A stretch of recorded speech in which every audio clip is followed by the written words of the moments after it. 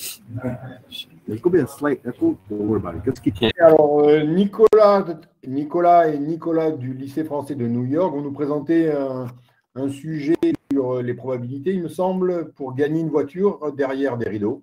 Donc, Nicolas, je crois qu'il y a Thomas aussi qui est là présent. À vous la parole et bonne présentation. Donc, nous allons vous présenter aujourd'hui le problème de gagner la voiture sur lequel nous avons travaillé pendant toute cette année. Donc, il y a quatre joueurs. Il y a Aviva, Blanche, Guillaume et Marilyn qui jouent à un jeu télévisé dans lequel il y a caché derrière 4 rideaux une voiture, une clé, une carte grise et un GPS. Et donc, chacun à leur tour, Blanche, Aviva, Guillaume et Marie devront choisir l'un des 3 rideaux. Et pour gagner, Aviva doit donc avoir trouvé la voiture, Blanche la clé, Guillaume la carte grise et Marilyn le GPS. Donc, on s'est posé la question de comment doivent-ils s'y prendre pour maximiser leur chance de gain. On pourrait donc, oui, chaque joueur veut donc un objet parmi les 4 cachés, mais ils n'ont que 3 chances pour le trouver. Donc, on pourrait croire que la meilleure manière de procéder serait de maximiser les chances de gain de chaque joueur. Or, ce n'est pas le cas puisque tous les joueurs doivent choisir leur objet précis et il y a un ordre très, très particulier qu'il faut respecter. Oui, donc ce que je viens de préciser, les joueurs doivent gagner leur objet précis et or, dans l'exemple précédent, il y avait toujours un perdant. Donc, comment s'y prendre? Donc, la réponse est de faire des simulations. On va utiliser la loi des grands nombres pour pouvoir répondre à notre problème. Cette moyenne calculée sur un échantillon tend vers l'espérance ou la moyenne théorique des valeurs quand l'échantillon tend vers l'infini. Et donc, si l'on faisait plusieurs simulations, même des milliers de simulations, on pourrait voir laquelle des simulations réalisées serait gagnante, c'est-à-dire quand chaque personne gagne leur objet. De ce fait, on pourrait extraire quelles étaient les portes choisies par chaque joueur pour maximiser les chances de gagner et de gain, et l'ordre des portes choisies. Donc, on va se servir de Python pour faire finalement des milliers de simulations pour en fait utiliser la loi des grands nombres pour trouver notre réponse. Alors, l'explication du programme.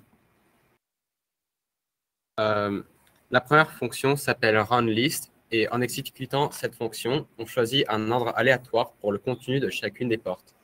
Donc, par exemple, la porte 1 peut contenir le GPS quand on exécute la fonction une fois, mais peut contenir la carte la prochaine fois qu'on exécute la fonction. De plus, on a une autre fonction alit1 qui tire au hasard les choix faits par les joueurs. Ainsi, Guillaume peut choisir un ordre aléatoire de choix de porte, 1, 3, 4, ou 2, 3, 4, ou 1, 2, 3, etc. En utilisant ces 2 fonctions, on peut simuler ce qui se passe quand tous les joueurs participent au jeu.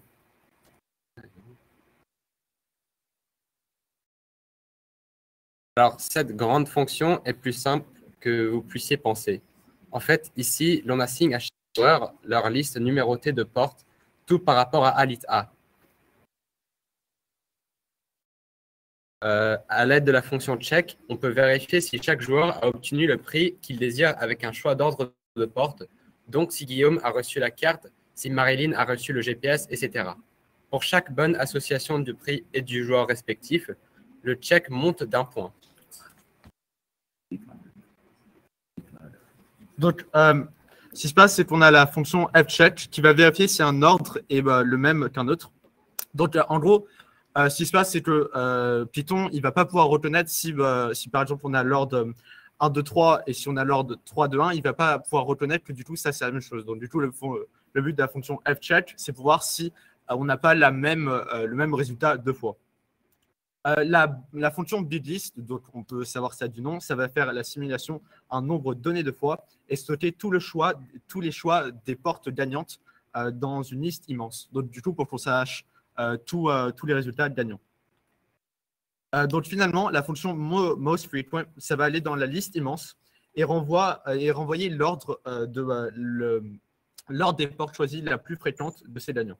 Donc, ce programme Python, en fait, ça se sert de la loi des grands nombres. Donc, si on fait une simulation d'une probabilité un grand nombre de fois, si un événement arrive un grand nombre de fois, on peut dire que du coup, cet événement doit être la solution. Donc, lorsque le nombre de variables distribuées de manière identique et générées aléatoirement augmente, leur moyenne d'échantillon se rapproche de leur moyenne théorique. Donc, en conclusion, on a fait tout le programme et au maximum, on l'a fait le plus grand nombre de fois qu'on l'a fait, c'est 500 000 fois. Et pour les meilleures chances de gagner, les joueurs doivent choisir des rideaux dans n'importe quelle combinaison du motif suivant. Donc, 1, 2, 3, 1, 2, 4, 1, 3, 4 et 2, 3, 4.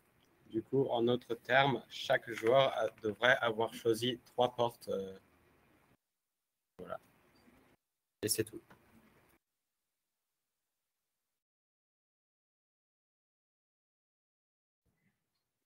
Alors, et c'est tout, c'est déjà pas mal.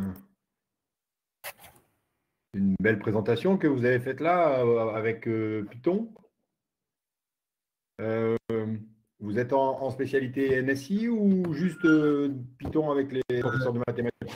Moi et lui, on était en spécialité NSI et on a fait le programme Python en milieu décembre, quelque chose comme ça. Oui, on a essayé, au final, je ne fais pas NSI, on a essayé de modéliser le problème.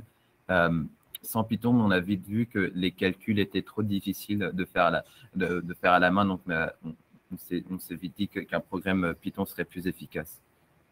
D'accord, donc là, vous avez fait de la simulation. Est-ce que vous avez simulé aussi juste des fréquences, parce que vous parlez souvent de la loi des grands nombres? Est-ce que vous avez fait des simulations de tirage avant d'arriver à ce problème?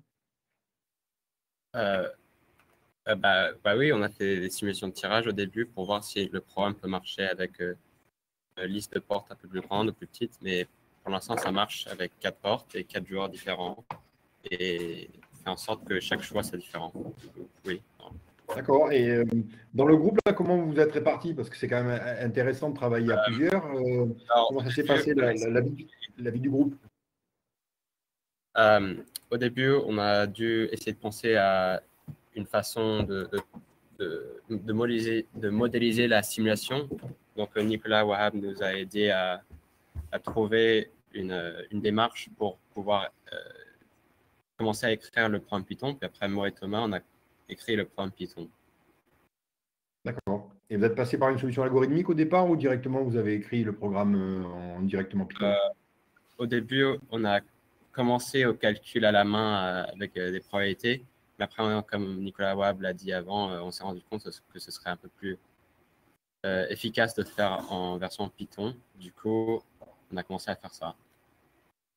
Et là, j'ai vu dans votre programme, là, vous aviez des triples boucles imbriquées. Est-ce que ça, vous avez pensé au coût de la complexité algorithmique de votre programme ou est-ce que vous avez eu une idée là-dessus? Je n'ai pas tellement entendu le début de votre question. Est-ce que vous pouvez reposer, s'il vous plaît? Si vous pouvez voir la diapo, là, vous avez travaillé sur des triples boucles imbriquées forts, là, des forts in range. Est-ce que vous avez pensé à la complexité algorithmique de votre programme ou est-ce que vous avez considéré que c'est… Alors, en fait, on a voulu configurer comme ça ne prend pas trop de mémoire, mais ce n'est pas optimisé si c'est ça ce que vous demandez. Mais par exemple, pour faire un échantillon de 500 000 simulations, il a fallu laisser l'ordinateur se mettre en marche pendant, je dirais, une trentaine de minutes. Mais un échantillon de 1000 simulations, ça nous a pris 11 secondes. On l'a fait avant. D'accord, donc c'est assez rapide. Oui, est-ce qu'il y a eu des pistes au départ que vous avez voulu prendre et puis on vous a déconseillé ou vous avez aperçu que ce n'était pas possible? En fait, on a fait le programme Python. À la fin, on s'était rendu compte que ça a marché et que ça a l'air logique. Enfin, la réponse a l'air logique après le renvoi de notre programme Python. On est passé voir notre prof et mon prof de NSI et il m'a expliqué que c'était possible de faire un programme Python un peu plus court et un peu moins complexe. Mais notre programme, celui-là, il marche quand même pour nous arriver à la réponse. Du coup, on a gardé celui-là. Ok, super. Et par rapport à votre que vous avez évoquée, est-ce que vous pouvez un petit peu la réexpliquer, la redire brièvement? Vous avez une liste, un tableau. Est-ce que vous pourriez réexpliquer votre solution finale? Alors, notre conclusion finale, c'est que Voilà, c'est ça. Voilà. chaque personne devrait avoir choisi 3 fois la même porte, c'est-à-dire 3 personnes ont choisi la porte 1, 3 personnes ont choisi la porte 2, 3 personnes ont choisi la porte 3 et 3 personnes ont choisi la porte 4. Du coup, comme vous voyez dans l'ordre, les premiers 3 groupes ont la porte 1, le groupe 1, 2 et 4 ont la porte 2, le groupe 1, 3 et 4 ont la porte 3 et les 3 derniers ont la porte 4. Mais si je me rappelle bien, il faut que Aviva gagne la voiture, il me semble. Est-ce que là, il faut que chaque personne... ce sera la voiture.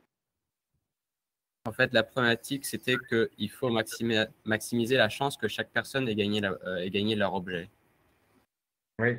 Et comme du coup, en fait, ils ne savent pas quelles sont les portes gagnantes. Donc même si, disons, Aviva, elle passe en premier, qu'elle gagne l'objet qu'elle désire, elle ne peut pas dire aux autres qu'elle a gagné l'objet qu'elle voulait. Et donc du coup… Ouais. C'est ce qu'on m'a montré dans le premier exemple, c'est que même s'il y avait une forte chance que les trois des joueurs aient gagné leur objet, et que on ne gagne pas au jeu final parce que, comme on l'a dit au début, il y a un ordre très, très précis des objets qui correspondent à chacun des joueurs différents.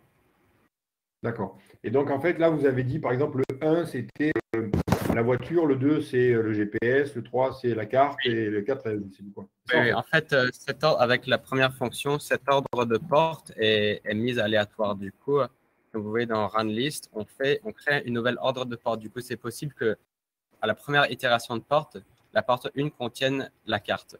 Après, si on fait une deuxième itération, c'est possible que la porte 2 contienne le GPS. La porte 1 contienne le GPS. Du coup, ça change à chaque fois. Comme ça, c'est pas visé. Ah, d'accord. Donc, 1, 2, 3, c'est pas forcément la clé, la carte et le GPS. Ça peut changer à tous les coups. D'accord.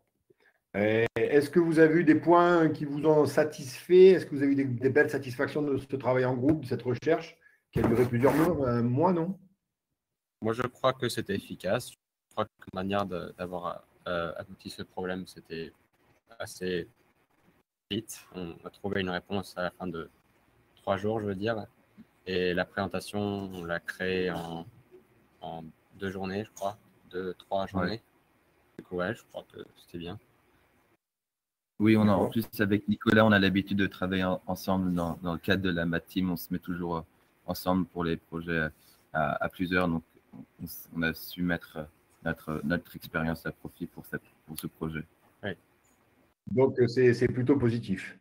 Oui, très positif. Et si vous aviez un mot pour encourager les autres équipes à participer les années futures, qu'est-ce que vous diriez? Eh bien, moi, je dirais qu'il faudrait au moins qu'il y ait une personne qui soit très, très fort en Python. Ouais. C'est tout. Il faut se servir finalement des diverses compétences de chacun d'entre nous. Ouais, autrement dit, que maintenant, pour résoudre des problèmes de mathématiques, il faut aussi passer par l'algorithmique. Oui. Ouais. Voilà. Ça, vous allez être convaincu? Pardon, est-ce que vous pourrez répéter? Vous allez être convaincu? Ouais. Oui. Surtout pour les probabilités. Bon, bah, écoutez, je vous remercie. Merci pour votre présentation. Je pense que ça, on va passer au groupe suivant, qui doit être Mathieu Chavinsky. Merci et puis bonne continuation. Merci. Merci.